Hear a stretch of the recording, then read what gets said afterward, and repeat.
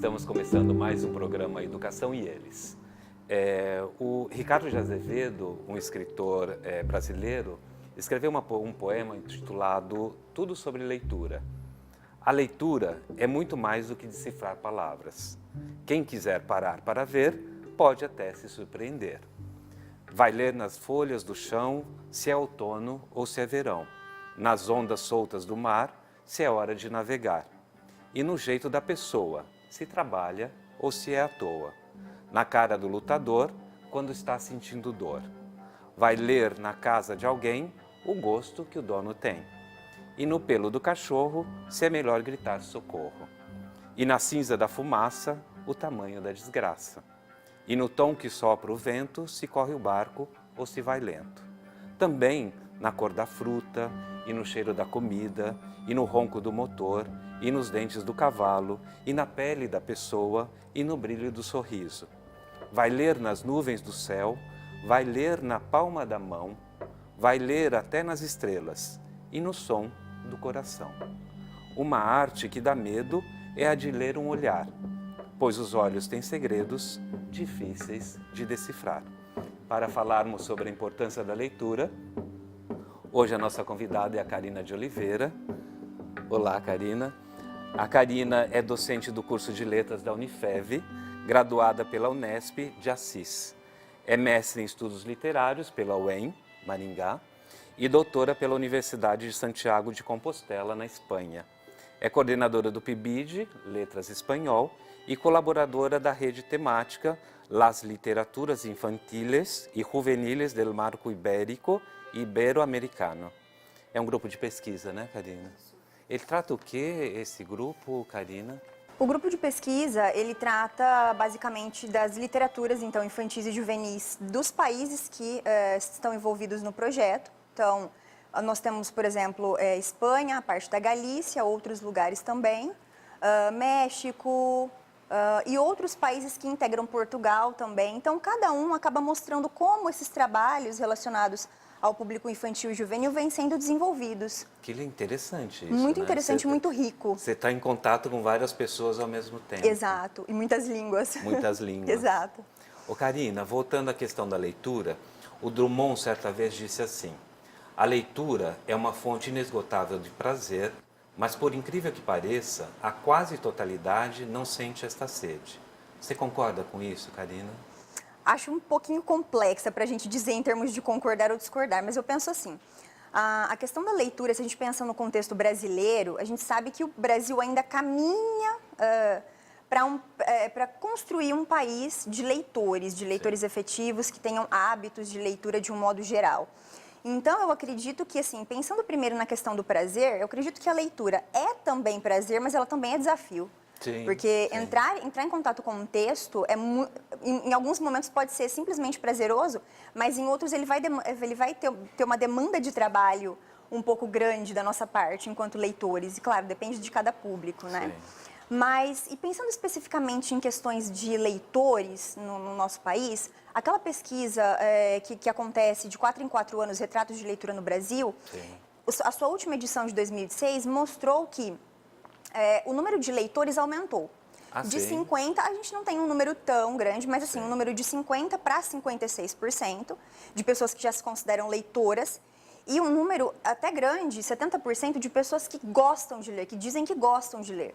Então, a gente pode pensar, de certa forma, por um lado positivo, por conta desse número, e pensar mesmo que o Brasil caminha para essa construção. E, claro, há muitas responsabilidades, né, quanto a essa formação de leitores. Acho que por parte do Estado, por parte da escola, da família e, inclusive, da sociedade civil, com eventos que tratem de leitura, como a gente tem o FLIV em Votuporanga, por exemplo. Sim. Então, eu acredito, assim, que o Brasil caminha para uma construção. Eu acho que caminha. Eu acho que tem muita gente fazendo muita coisa boa. Sim. E a gente pensar também de 50% para 56% é um número bom. É um número bom.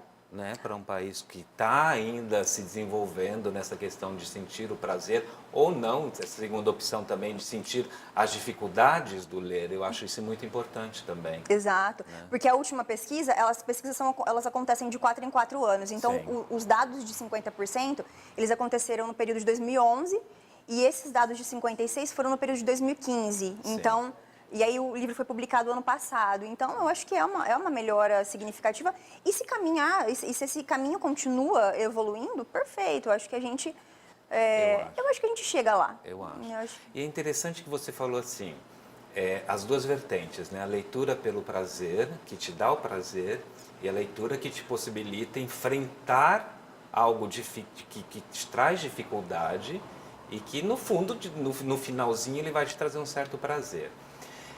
Você pode dar um exemplo para mim de uma leitura que poderia dar prazer hoje?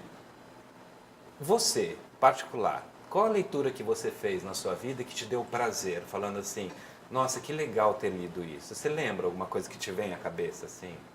Alguma leitura que fala assim, eu gostei de ler isso?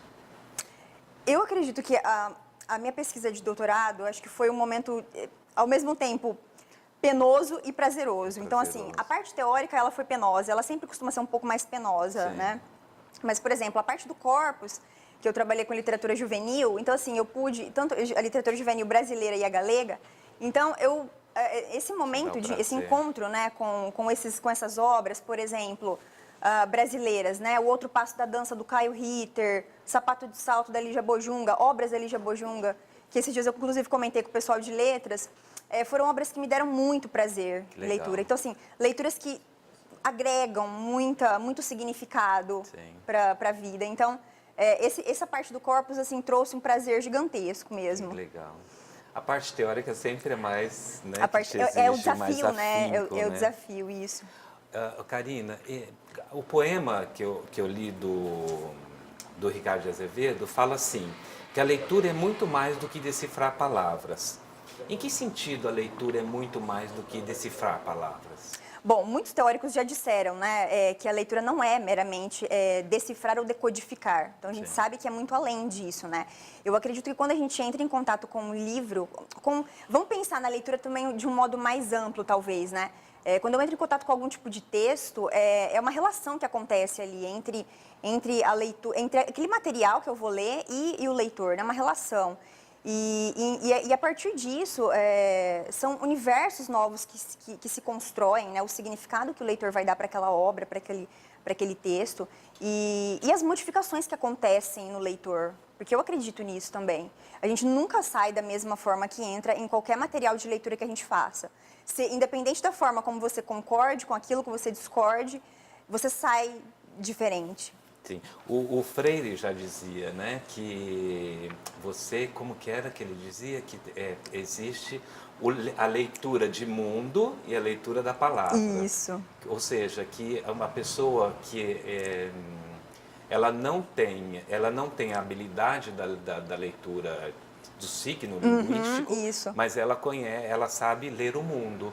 A leitura do mundo precede a leitura da palavra. Precede a leitura da palavra, exatamente. Que é todo o repertório que eu trago enquanto leitora, enquanto leitor, para o meu encontro com o texto, né? E claro, e mesmo as pessoas que ainda não têm, que não são alfabetizadas, que não leem, digamos assim, elas também já têm esse repertório de mundo, né? E é engraçado, acontece muito com a poesia, né? Com o poema. Às vezes você faz uma leitura do poema e entende de determinada maneira. Outro lê esse poema e entende de uma outra maneira. É interessante isso. É interessante. Né? E ainda mais precisa do leitor, né? Isso. E ainda mais a poesia, que já é um gênero que demanda um pouco mais do leitor, né? Exato. Ô, Karina, vamos supor, eu não gosto de ler. O que eu deveria fazer, então, para que a leitura fosse agradável a mim? Ou mesmo aquela leitura difícil, que eu pudesse atravessar esse obstáculo, o que eu deveria fazer? O que você aconselha? Eu acredito, assim, essa pessoa que não gosta de ler, eu acho que ela poderia parar um pouquinho para refletir o tanto que nós somos rodeados pela leitura. A leitura é uma prática social que ela está presente no nosso dia a dia, em muitas situações, das mais banais, né? A questão de você ir ao comércio, ir a um banco, enfim, ir a um supermercado. Mas aí pensando em uma leitura mesmo, né, aquele momento que você está com o livro, ou seja, uma versão digital e etc., eu acredito que essa pessoa ela possa buscar temáticas que agradem primeiro, temáticas e gêneros. Então, eu acho que para a gente tentar cativar o leitor, a identificação, ela vai ter um papel fundamental para que ele possa ser desafiado por outras leituras depois. Sim. Eu sempre falo para os meus alunos assim, não comecem por Machado de Assis se vocês não leram alguma coisa que realmente cativasse o gosto de vocês pela leitura. Exato. Você começa por Machado de Assis, fica difícil. Exato, que é uma leitura densa, né? Densa, é complicada. E a leitura muda a pessoa e o mundo? Eu acredito, Bogas. Eu acredito, enquanto docente, enquanto mediadora, enquanto leitora, porque cada vez que a gente entra em textos, sejam eles literários ou não, pensando mesmo na leitura de um modo geral, verbal, não verbal, eu acredito que acontece um processo muito grande de construção e desconstrução. Um processo permanente mesmo, que, claro, o leitor competente, ali, o leitor que já tem o seu hábito, é um processo que acontece. Sim. Então, se acontece construção e desconstrução, pode acontecer mudança. A mudança. Então, eu acredito. É interessante essa questão que você falou da construção e da desconstrução. O ser humano não só se constrói, ele também se desconstrói para enxergar novas possibilidades. Exato. Né? E a leitura possibilita isso. Com certeza. É engraçado, a gente vai conversando, me vem várias ideias assim de como a leitura pode mudar. Você imagina, por exemplo, um aluno seu, não sei se você já teve essa experiência, você dá aula no primeiro ano, né, há essa possibilidade, e aí você encontra esse aluno novamente no quarto ano e você vê como ele mudou, como a cabeça dele mudou. E eu acho que a leitura faz parte disso, né? Eu acho que se joga no liquidificador um monte de coisa, também se joga a leitura para que ele tenha essa mudança. Você consegue ver a mudança no aluno de letras, principalmente, no primeiro ano, no segundo, no terceiro, que ele chega no quarto ano? Claro, eu consigo ver, sim. Eu acho que... E ainda mais eles que estão em contato com as obras literárias e não literárias também, né? Com uma diversidade de repertórios, e a gente percebe, assim, nos seminários que a gente propõe, nas discussões. Então, você observa o crescimento. E a leitura, com certeza, faz parte desse processo. Eu gostaria de conversar com você no segundo bloco, especificamente sobre essa leitura, escola, aluno, família. Ok? Ok. A gente volta logo. Ok, voltamos no segundo bloco para conversarmos então sobre leitura, escola e família. Até mais.